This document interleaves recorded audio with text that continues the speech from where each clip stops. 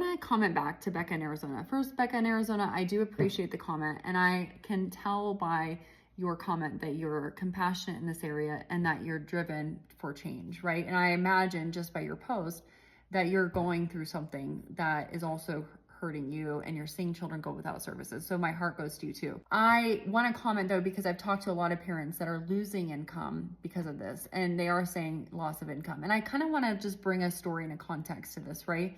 We're talking about people that have gone through months of training.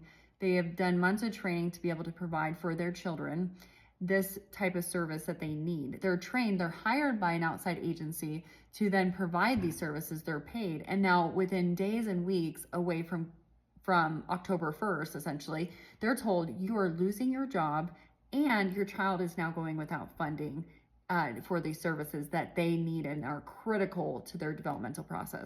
So it's a twofold process and demolishing their income, their livelihood, and now their child. So they have two big, huge problems on their hands that I would say are life-changing.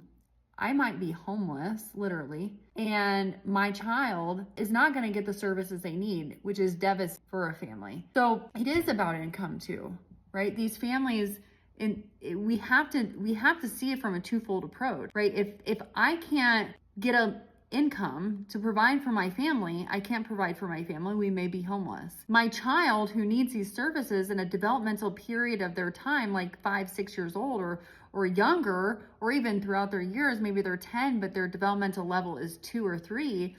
What's the longevity of my child? And now I have to trust a stranger with my nonverbal child. Are we kidding? I mean, this is devastating. Now these families are going to be without income, which is absolutely part of the story. You had to lay off 2 people. And I bet if you said to those 2 people, it's not about income, while you got to keep your job, I'm assuming, they would look at you and say, lady, my family can't eat tonight. This is devastating to us. I had to lay off over 200 people in the history of my company over time. It was devastating, not just to them, but to me.